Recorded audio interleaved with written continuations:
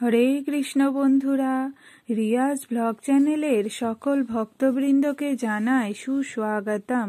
আজকের ভিডিওটি শুরু করছি মাঘী পূর্ণিমার দিন কোন টোটকা করলে ঘরের অর্থের অভাব হবে না।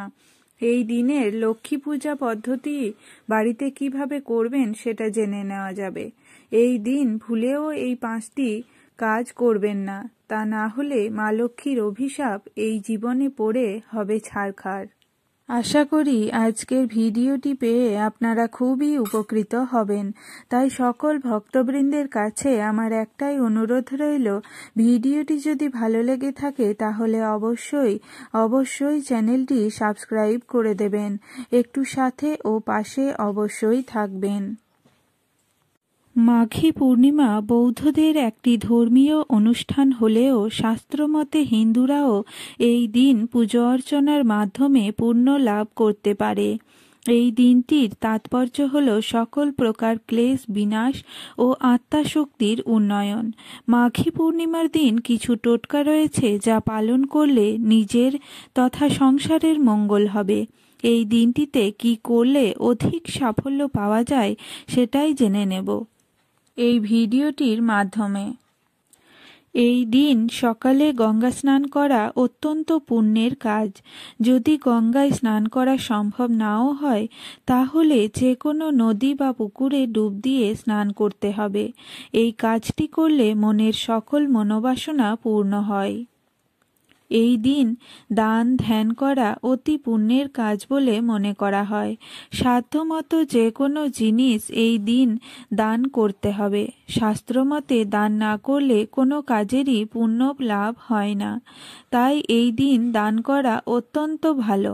বাড়িতে আসা ভিক্ষাজীবীকে এই দিন কোনোভাবেই খালি হাতে ফিরিয়ে দেবেন না, কিছু না কিছু তাকে দান করুন।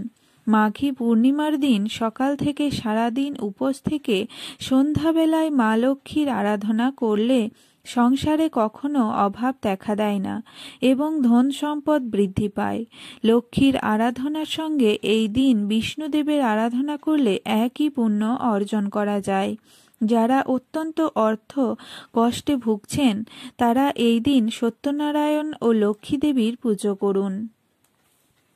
এই দিন সকালে স্নান সেরে শুদ্ধ বস্ত্র পরে একটি ঘিয়ের প্রদীপ জেলে প্রবাহিত জলে ভাসিয়ে দিন। মাঘী পূর্ণিমার দিন সকালে একটি পাত্রে হলুদ, সিঁদুর ও ঘি একসঙ্গে মিশিয়ে সদর দরজার ওপরে একটি স্বস্তিক চিহ্ন আঁকুন। এর ফলে বাড়িতে প্রবেশ করবে মঙ্গল ও শুভবার্তা। এই দিন লক্ষ্মী দেবীর সামনে 11টি কড়ি হলুদের তিলক দিয়ে রেখে পুজো করুন এবং পুজো শেষে কড়িগুলো একটি লাল কাপড়ে বেঁধে আলমারি বা ক্যাশ বাক্সে রেখে দিন। কাল মাঘী পূর্ণিমা, তাই ভুলেও এই 5 কাজ করবেন না, তা না হলে মা লক্ষ্মীর অভিশাপে ছারখার হবে আপনাদের জীবন। মাঘ মাসের পূর্ণিমা তিথি হিন্দু ধর্মে বিশেষ মাহাত্ম্যপূর্ণ একটি দিন। পুণ্য স্নান ও দান করার জন্য এই দিনটি উল্লেখযোগ্য। মাঘী পূর্ণিমায় লক্ষ্মীনারায়ণের আরাধনা করার রীতি প্রচলিত আছে। এমন কিছু কাজ আছে যা এই দিনে করলে লক্ষ্মীনারায়ণের আশীর্বাদ লাভ করা সম্ভব হয়। আবার এমন কিছু কাজ আছে যা এই দিনে ভুলেও করতে নেই, না হলে রুষ্ট মা লক্ষ্মীর অভিশাপ আপনাদের ওপর এসে পড়বে। জেনে নিন মাঘী পূর্ণিমায় কোন কোন কাজ ভুলেও করতে নেই। কালো পোশাক পরবেন না। আগামীকাল মাঘী পূর্ণিমায় ভুলেও কালো রঙের পোশাক পরবেন না। শাস্ত্র অনুসারে এই দিন কালো রঙের ব্যবহার যতটা সম্ভব কম করা ভালো। মাঘী পূর্ণিমায় কালো পোশাক কখনোই পরা উচিত নয়। মাঘী পূর্ণিমায় যতটা সম্ভব সকাল সকাল বিছানা ছাড়ুন।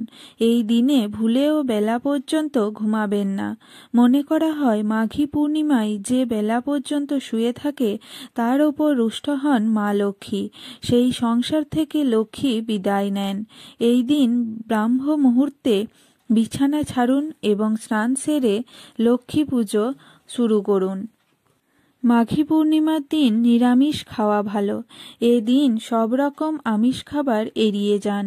তামসিক খাবার বর্জন করে এদিন সাত্ত্বিক খাবার খেলে লক্ষ্মীর কৃপা পাওয়া যায়। শাস্ত্র অনুসারে মাঘী পূর্ণিমার তিথিতে চুল ও নখ কাটতে নেই। এদিন চুল বা নখ কাটা অশুভ বলে মনে করা হয়। মাঘী পূর্ণিমা হল মা লক্ষ্মীর দিন। শান্ত স্বভাবে মা লক্ষ্মী গোলমাল হইচই পছন্দ করেন না।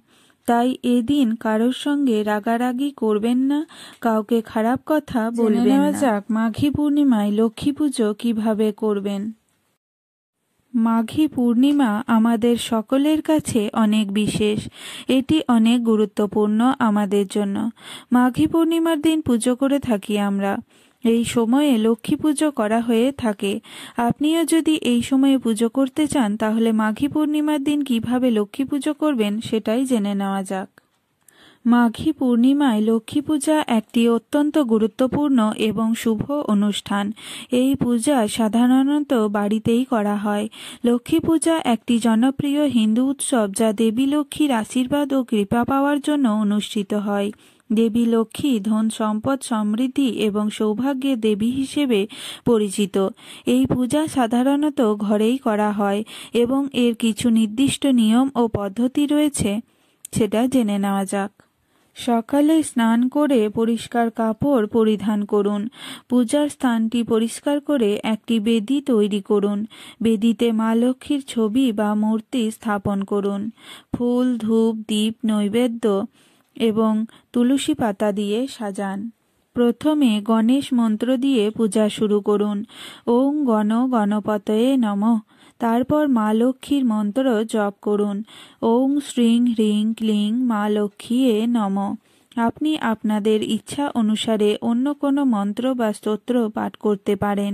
এরপর ভগবানকে নৈবেদ্য নিবেদন করুন এবং আরতি করুন। শেষে প্রণাম মন্ত্র পাঠ করে পুজো সম্পন্ন করুন। তং এব শরণং মম। লক্ষ্মী পুজোয় দেবীকে বিভিন্ন ধরনের ভোগ নিবেদন করা হয়। এই ভোগগুলি সাধারণত মিষ্টি, ফল এবং বিভিন্ন ধরনের খাবার দিয়ে তৈরি করা হয়। মিষ্টি, নারকেল নাড়ু, তিলের নাড়ু, মুড়ির মোয়া, চিড়ের মোয়া, রসগোল্লা, সন্দেশ, লাড্ডু, বরফি, জিলিপি, ফল, নারকেল, কলা, আপেল, বেদানা, আঙুর, কমলা, পেয়ারা, তরমুজ, খিচুড়ি, পোলাও, সবজি, পনির। ভোগ সবসময় পরিষ্কার পাত্রে পরিবেশন করা উচিত। ভোগ তৈরির সময় শুদ্ধতা বজায় রাখা উচিত। ভোগ প্রথমে দেবীকে নিবেদন করা হয়, তারপর পরিবারের সদস্যরা তা গ্রহণ করেন। এরপর আসা যাক কিছু ভগবত কথামৃতে। সাধু সঙ্গ কি সর্বক্ষণ করণীয়? সর্বক্ষণ সাধু সঙ্গে থাকতে হবে। সৎসঙ্গ ব্যতীত দুর্বল আমি কিছুতেই বাঁচতে পারবো না।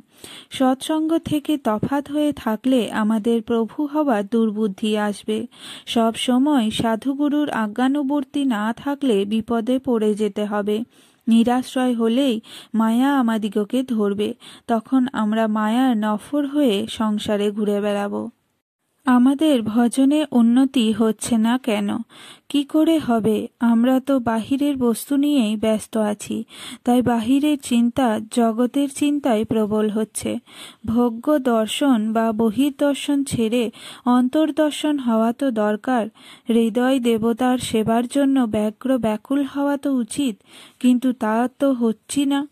সুতরাং ভজনে উন্নতি হবে কি করে? নিজ সুখের জন্য বা সংসারের উন্নতির জন্য ব্যস্ত হলে ভজনোন্নতি হওয়া কি সম্ভব? রাধে রাধে।